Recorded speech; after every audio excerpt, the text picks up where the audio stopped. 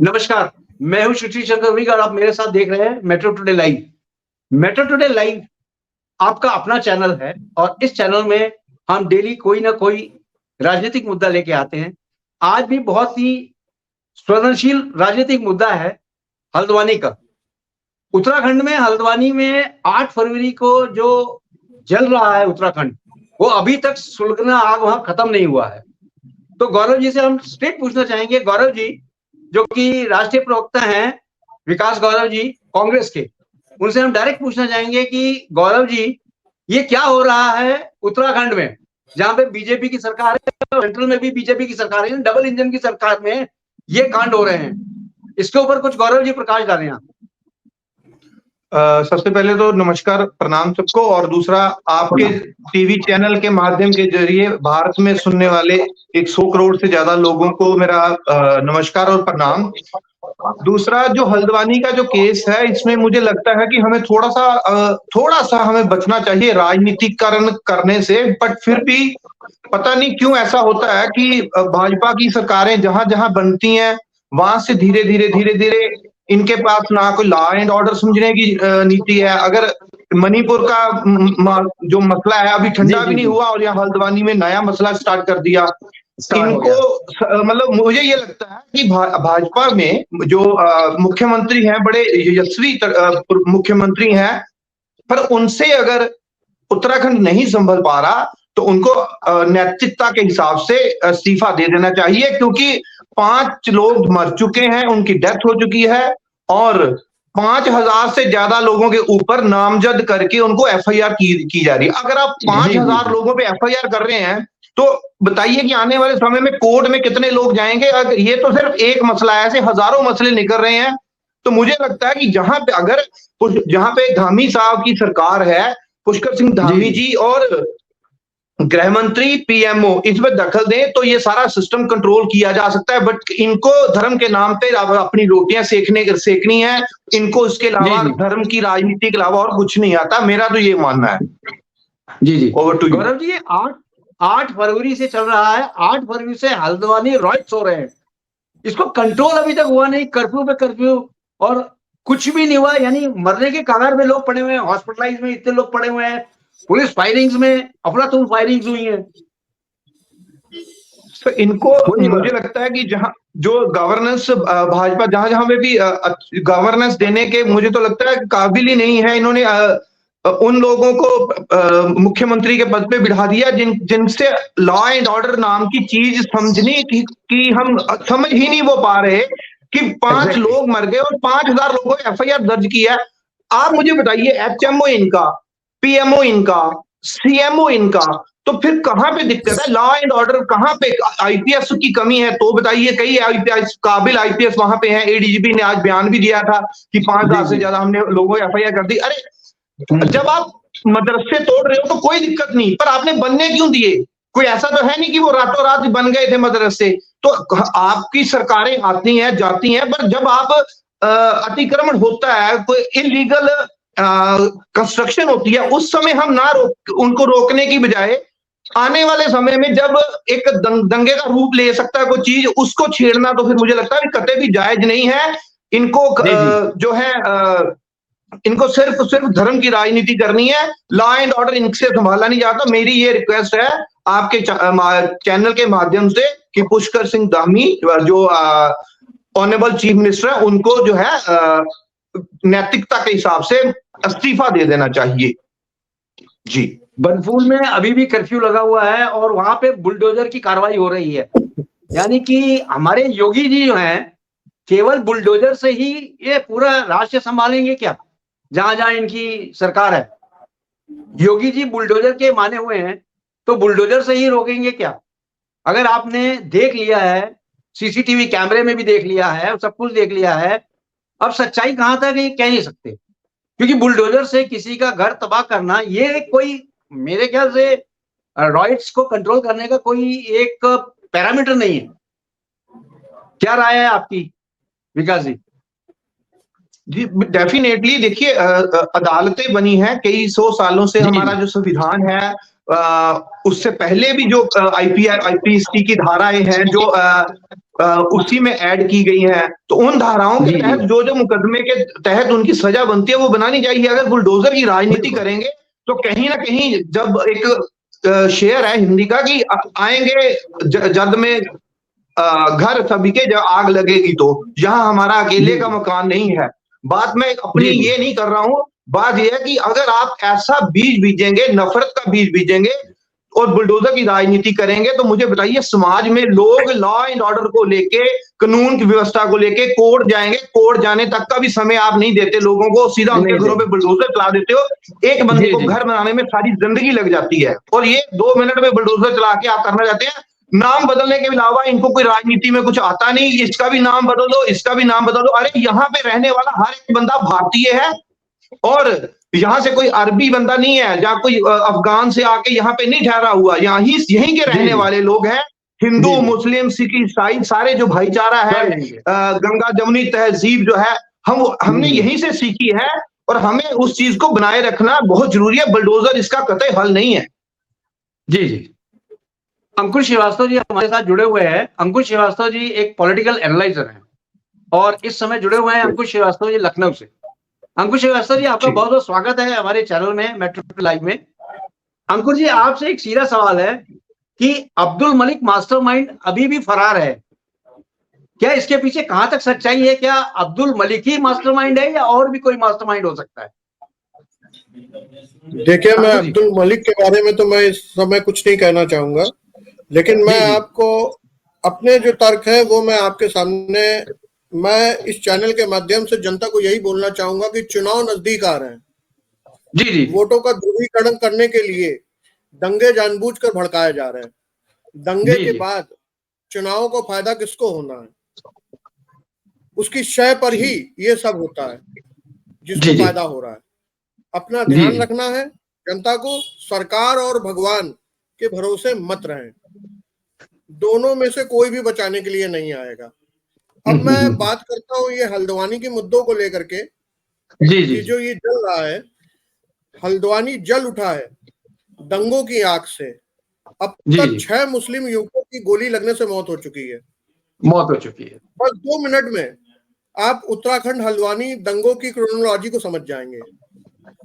जैसे कि आपको मालूम है कि 7 फरवरी को उत्तराखंड में समान नागरिक संहिता विधेयक बहुमत से पारित होता है। पास हुआ। जी, जी। विधानसभा से लेकर सड़क मोहल्लों तक में जय श्री राम के नारे से गूंजने लगा। जी, जी।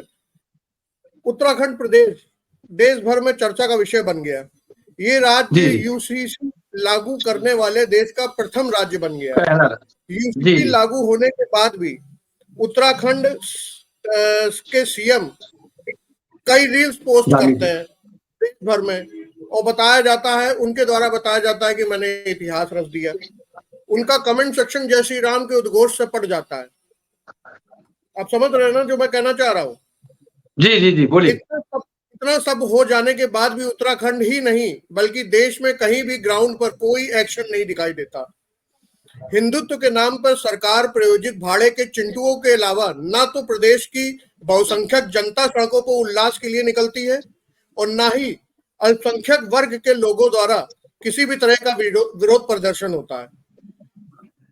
पहले गिद्ध मीडिया में यूसीसी के नाम पर तमाम तरह के मुसलमानों के द्वारा माहौल बनाया जाता है ताकि मुसलमान कुछ तो रिएक्ट करे, मगर ये वर्ग बिल्कुल संयम के साथ खामोश रहता है। जी, जी। आप समझ रहे हैं ना जो मैं कहना चाह रहा हूं बात को?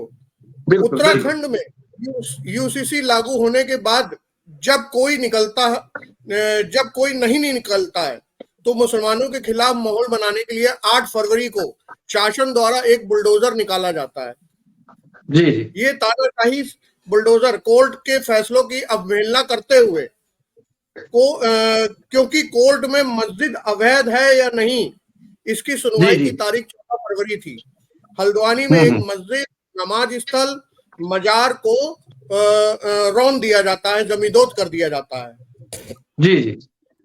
जब आप एक के बाद एक किसी की भी इबादत गाहों के ऊपर हमला करेंगे तो आखिर कब तक लोग खामोश बैठेंगे? मुसलमानों ने शांतिपूर्वक इस दमनकारी सरकार के खिलाफ आवाजें उठाई, जिसके बाद सरकार द्वारा लाठीचार्ज शुरू कर दिए गए ठीक है। और फिर अराजक तत्वों द्वारा दंगे फसाद और आगजनी शुरू कर दी गई।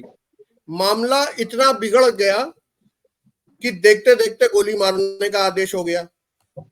जी जी। इतना होते ही न्यूज चैनल पे हेडलाइन चलने लगी, यूसीसी पारित होने से 24 घंटे के भीतर दंगों जैसे हालात शुरू। मुसलमानों को दंगाई और देशद्रोही बताया जाने लगा। अब चुनाव जीतने के लिए कुछ ना कुछ तो करना पड़ेगा ही। हर बार पुलवामा तो करा सकते नहीं, तो कुछ और ही सही। समझ रहे ना? जी जी। आगे बोलिए अंकुर जी, आगे बोलिए जी। अब आप यही ले बोलिए, लीजिए बोलिए। दंगों की आग में, जैसे मणिपुर की हिंसा ले लीजिए जो आग में अभी तक जल रहा है। कश्मीर में आए दिन जवान शहीद हो रहे हैं। शांत उत्तराखंड हिंसा की आग में प्रज्वलित हो गया। आखिर ये सब कौन करवा रहा है? क्रोनोलॉजी समझने की जरूरत है। देश को बुरी नजर देश के बुरे नेताओं से लगी है। सरकार श्वेत पत्र में कौन सा तमगा चमका रही है ये समझ में नहीं आ रहा है। देश की जनता को कायदे से समझने की जरूरत है कि ये सब कुछ बकायदा एक प्रायोजित खेल है और जो सिर्फ 400 से ऊपर वोट लाने के लिए, सीटें लाने के लिए ये सब रचा जा रहा है। जी जी। विकास जी, अभी अंकुर जी ने बहुत ही बढ़िया क्रोनोलॉजी बताई कि उत्तराखंड एक शांत प्रांत था जिसको इन लोगों ने दंगों की आग में भड़का दिया। वहां पे कर्फ्यू लग गया, वहां पे बहुत ज्यादा लोग मरे। तो क्या यही राजनीति करेंगे? क्या डबल इंजन करा के ये लोग? देखिए अंकुर जी ने, श्रीवास्तव जी ने बड़ी अच्छी और बेहतरीन तरीके से बात रखी और बात की इन्होंने, और बड़े अच्छे एनालिसिस्ट हैं, पॉलिटिकल एनालिसिस्ट हैं। आप जो इन्होंने शब्द बोला कि क्रोनोलॉजी समझिए, 400 सीटें पार का मतलब है कि इसका मतलब है कि शुरू से इन्होंने पहले ही अपनी क्रोनोलॉजी तैयार कर ली है। मणिपुर ले लीजिए, राजस्थान ले लीजिए। राजस्थान में उन्होंने झूठ बोल के बोला कि 450 रुपए का सिलेंडर दिया जाएगा, और ठीक केंद्र से सरकार बनते ही एक ऑर्डर आता है कि भारत सरकार ने किसी तरह का ऐसा कोई वादा नहीं किया था। मणिपुर अभी तक जल रहा है। श्रीनगर में आप देखेंगे लगातार घाटी में लगातार जवान शहीद हो रहे हैं, गाड़ियां उड़ाई जा रही हैं, और ये कहते हैं कि हमारा हिंदू राष्ट्र, हिंदू ध्वज लेके, और भगवा के चक्कर में इन्होंने सारे देश को लाल कर देना भगवे के चक्कर में। मैं आई रिस्पेक्ट माई रिलीजन, मैं हिंदू धर्म की रिस्पेक्ट करता हूं। आई बिलोंग टू हिंदू धर्म। अगर मैं अपने धर्म के बारे में गलत नहीं सुन सकता तो फिर मैं, ये भी मेरा राइट नहीं है कि मैं किसी के धर्म के बारे में गलत बोलूं, उनकी इबादत गाह, उनकी मस्जिदें, मजार, उनकी चर्च को तोड़ा जाए। यहाँ पे तो वो लोग हैं जिन्होंने, मुस्लिमों ने, मैंने देखा है यहाँ पे उत्तराखंड में कि जब मौलवी जी जाते हैं तो पंडित जी कहते हैं जी, मौलवी जी उनको कहते हैं राम राम जी, और वो आगे से कहते हैं इस्लाम वालेकुम। तो इतना ज्यादा जहां प्यार हो वहां पे आप क्रोनोलॉजी समझिए। इनको सीटें नहीं मिल पा रही, इन्होंने सारे देश को आग में झोंक दिया, भगवे के चक्कर में देश को लाल कर दिया। और आप देखेंगे इन्होंने जो झंडे भी दिए हैं ना, जो भगवान राम के हैं, भगवान नाम के आगे से सीता माता सिया का नाम ही काट दिया। हमेशा जब हम वो देखते थे रामायण, तो जब हनुमान जी कहते थे जय सिया राम, तो हमारा ना फक्र से प्राउड फील करते थे।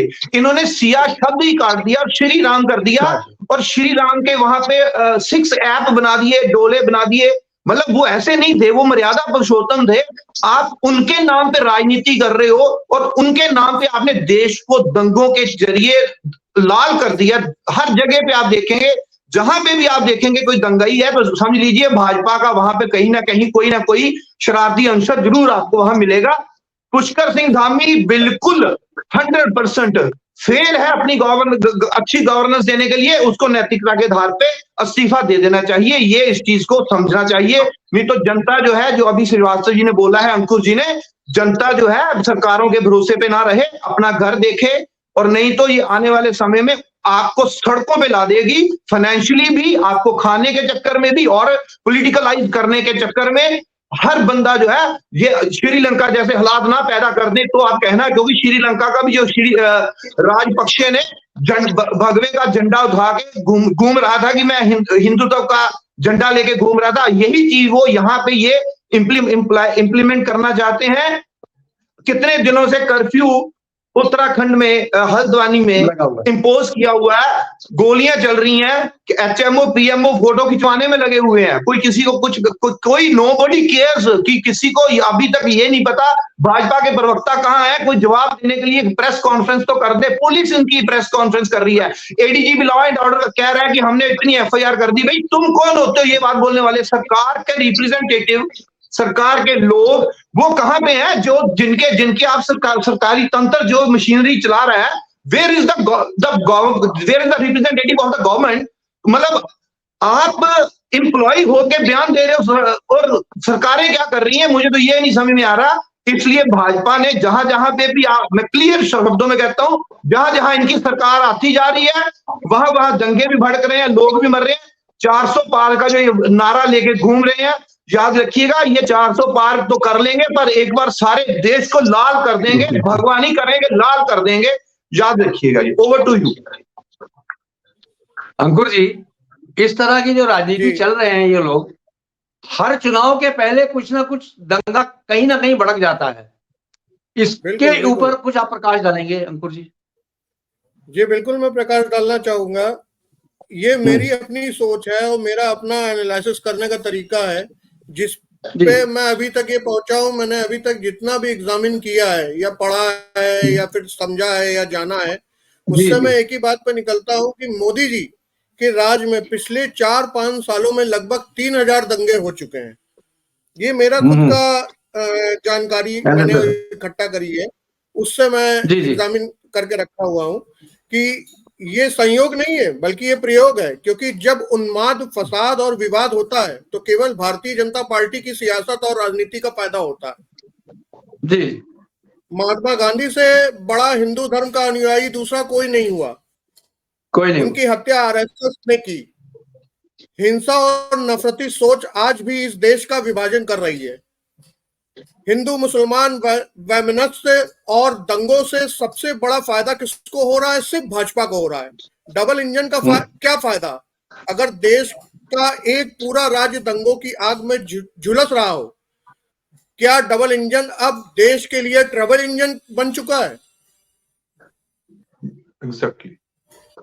मैं तो यही बोलूंगा कि अब ये जो डबल इंजन की सरकार है ये पूरी तरीके से ट्रिपल इंजन में तब्दील हो चुकी है। निष्पक्ष जांच अगर होगी तो इन सबके पीछे भाजपाई और भाजपाई से जुड़े लोग और ठेकेदार और चुनिंदा प्रशासनिक अधिकारियों की भूमिका निकलेगी, उससे ज्यादा कुछ नहीं। जी जी विकास जी, अभी तो ये देखा गया है कि बरेली में भी गिरफ्तारियां हो रही हैं। बरेली में भी कुछ लोग सामने आके खुद गिरफ्तार दे रहे हैं। पूरा यूपी जलने वाला है इस हल्द्वानी को लेके। आपके क्या इसमें विचार हैं विकास जी? देखिए कितना शर्मनाक बात है कि एक उत्तराखंड में जिसे हम देवभूमि बोलते हैं और सभी की आस्था वहां जुड़ी है। देवबंद में वहां पे मुस्लिमों का अगर दूसरा मक्का कहा जाए तो वो भी, उसको मैं गलत शब्द नहीं होगा, वहां पे इतनी रिस्पेक्टफुल प्लेस है। महाकाल का जो है देवभूमि, महाकाल की भूमि बोला जाता है। वो हिंदुओं का भी सबसे बड़ा जो है देव उसको बोला जाता है, जिसे हम देवभूमि बोलते हैं। तो ये तो कभी हुआ ही नहीं था आज तक कि हिंदू मुस्लिम के दंगे हो। अब ये मुझे बताइए कि एक ही, मैं ये नहीं कह रहा हूं कि बंदे गलत नहीं हो सकते, पर भाजपा वालों ने सर्टिफिकेट देने का ठेका ले लिया है। अगर प्रधानमंत्री की गाड़ी पंजाब में बंद होती है तो सामने भाजपा का झंडा लेके जो लोग खड़े हैं वो खालिस्तानी बन जाते हैं, चाहे वो भाजपा का झंडा लेके ही खड़े हैं, उनको खालिस्तानी का सर्टिफिकेट दे दिया। अभी आपके चैनल पे एक और यहाँ पे बीजेपी के प्रवक्ता है, वो यहाँ होते तो वो बात करते करते जिहादियों का सर्टिफिकेट बांट देते हैं इनको। उत्तराखंड में जो लोग मरे हैं, मतलब उनके लिए जान लेना या देना, सरकारी तंत्र को इस्तेमाल करना ऐसा है जैसे चुटकी बजाने के बराबर। और हालातों पे कंट्रोल करने में एचएमओ, पीएमओ, साथ में सीएमओ और हल्द्वानी में डीएम, एडीजीपी, ये सब जो है बिल्कुल विफल रहे हैं। और देखिए जो श्रीवास्तव जी ने बोला है, अंकुर जी ने, कि कुछ भाजपा के अंसर और कहीं ना कहीं सरकारी अमले में कुछ लोग ऐसे निकलेंगे जो इस वक्त सत्ता के नशे में चूर हैं और इस वक्त आईपीएस आईएएस अधिकारी बन के बैठे हुए हैं और नशे में बैठे हैं। उनको ये लेना देना नहीं है कि देश कैसे जा रहा है, उनके लिए बस उनकी कुर्सी और उनके तगमे यही जरूरी है। और मुझे नहीं समझ में आ रहा कि ये कौन सी लड़ाई, कौन सा युद्ध जीतने जा रहे हैं। भारत के अंदर ही हम ही अपने आप से हम लड़ाई कर रहे हैं। तो भाई आप पाकिस्तान से क्यों नहीं लड़ लेते? वहां तो बिरयानी खाने चले जाते हो। यहाँ कौन सा बंदा, कोई मतलब अरबी रहते हैं, यहाँ भी तो लोग रहते हैं। आप लोगों को अच्छी गवर्नेंस देने की बजाय आप सिलेंडर आप देखेंगे, आप पहले तो आपको सिलेंडर 1200 पे भी मिल जाता था, अब वो भी बंद कर दिया गया। आप चेक करेंगे सिलेंडर जो है, जो रसोई गैस का सिलेंडर है, इन्होंने अब एक सिस्टम बना दिया कि जो पर्ची है जिसके पास, जो अगर कोई रजिस्टर्ड नहीं है, अगर कोई शिफ्ट होके आया, माइग्रेंट होके आता है, अगर मान लीजिए मैं राजस्थान रहने आता हूं तो मेरे पास इमीडिएटली सिलेंडर लेने के लिए पर्ची नहीं है, मेरे पास कॉपी नहीं है, तो मैं कहां जाऊंगा? तो ये हालात पैदा कर दिए हैं। जी, ओवर टू अंकुर। हाँ अंकुर जी, कुछ बोल रहे थे आप? जी हाँ, मैं यही कहना चाह रहा था कि दंगे होते नहीं, सुनियोजित तरीके से करवाए जाते हैं। जी जी। पता है इन दंगों से किसे राजनीतिक फायदा होता है, किसे आपदा में अवसर मिलता है? जलते घरों पर राजनीतिक रोटियां सेकी जाती हैं। यूपी में दंगे रोकने के लिए एसएसपी का तबादला करवा दिया जाता है। दंगों में एक आम आदमी का सब कुछ छिन जाता है। किसी आम इंसान से सवाल कर लीजिए अगर कि दंगों से किसे फायदा होता है, तो जवाब आएगा बीजेपी को। जी जी जी। तो अन्य पार्टी दंगे क्यों करवाएगी? चुनाव हारने के लिए। दंगे वही करवाते हैं जिनको दंगों से फायदा होता है। कातिल को पकड़ने का सामान्य तरीका है कि कत्ल से फायदा किसे हुआ। जी, देश की जनता अच्छी तरह जानती है कि आज तक देश में दंगे कौन करवाता रहा है और उन दंगों से किसे फायदा हुआ है। जी। अब उसके पास और उसकी पार्टी के पास अपना दोष दूसरों पर मरने के अलावा और कोई चारा नहीं है। दबाकर झूठ बोल रही है बीजेपी पार्टी, और दबा करके जितना बोल सकती है उतना झूठ बोल रही है। मैं तो चैनल के माध्यम से जनता को यही बोलना चाहूंगा कि चुनाव नजदीक आ रहे हैं। वोटों का ध्रुवीकरण करने के लिए ये जानबूझ करके दंगे करवाए जा रहे हैं और इस तरीके से जानबूझ करके पूरा प्रोपेगेंडा रचा जा रहा है। जनता को अपना ध्यान रखने की जरूरत है। सरकार और भगवान के भरोसे बिल्कुल नहीं बैठना चाहिए। दोनों में से कोई बचाने के लिए नहीं आएगा। जी जी।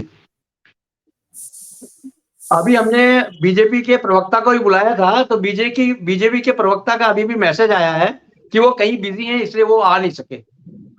गॉड नोस सही बात है या नहीं है, मैं कह नहीं सकता। लेकिन गौरव जी की एक बात मुझे बहुत सही लगती है कि गौरव जी बिल्कुल सही कह रहे हैं। बीजेपी के जो प्रवक्ता हैं वो फेस नहीं कर पा रहे हैं, कोई भी चैनल को फेस नहीं कर पा रहे हैं। उनके पास कोई ठोस सबूत नहीं है पेश करने के लिए कि ये क्या हो गया, कैसे हो रहा है। इसीलिए बीजेपी के जो प्रवक्ता हैं वो बचना चाहते हैं चैनलों में बैठने से। और कंक्लूडिंग कुछ बोलना है विकास जी, आप बोलें, फिर अपन कंक्लूड करते हैं। बस मुझे यही कहना है कि बीजेपी के प्रवक्ता जो है वो सिर्फ गोदी मीडिया के जो चैनल हैं, जो सोल्ड चैनल हैं, जो तथाकथित जिसे हम गोदी मीडिया भी बोलते हैं, उन पे जाते हैं, उनको रिटर्न स्क्रिप्ट दी जाती है, उन्हीं का वो बना बनाया आंसर दे देते हैं। उनके अलावा वो they can not face the people. एक आम नागरिक जो देश का है उसको ये फेस नहीं कर सकते। ये अपने आप को जितना मर्जी बड़ा 30 मार खां समझे, ये भारत की जनता को, अवाम को फेस नहीं कर सकते। और ऐसे लोगों के लिए मेरी तरफ से 1 लाख लानत भेजता हूं कि आपने इतना देश को आग में झोंक के आप चैनलों पे आके अपनी बात नहीं रख पा रहे, फेस नहीं कर रहे। मेरी तरफ से तो मैं इनको यही गिफ्ट दे सकता हूं। Over to you. जी अंकुर जी, आपको कुछ बोलना है तो आप कंक्लूड करें। अंकुर जी, लास्ट कंक्लूजन कुछ देना है? अंकुर जी, एक बात और कहना चाहूंगा कि उत्तराखंड में यूसीसी आया, मुसलमानों ने कोई रिएक्शन नहीं दिया, इसलिए उत्तराखंड सरकार को तथाकथित मस्जिद मजार तोड़ने के नाम पर मुसलमानों को उकसाया गया। जबकि इस पर 14 तारीख को, यानी कि 14 तारीख को हाईकोर्ट का स्टे था। दंगा फैलाने से साहब को ही फायदा होना है और किसी को फायदा नहीं होना है। जी जी। आप लोग का बहुत बहुत धन्यवाद हमारे चैनल में जुड़ने के लिए, मेट्रो टुडे लाइव में जुड़ने के लिए। Thank you very much. आप लोग का बहुत बहुत धन्यवाद। Thank you very much. Thank you sir, thank you.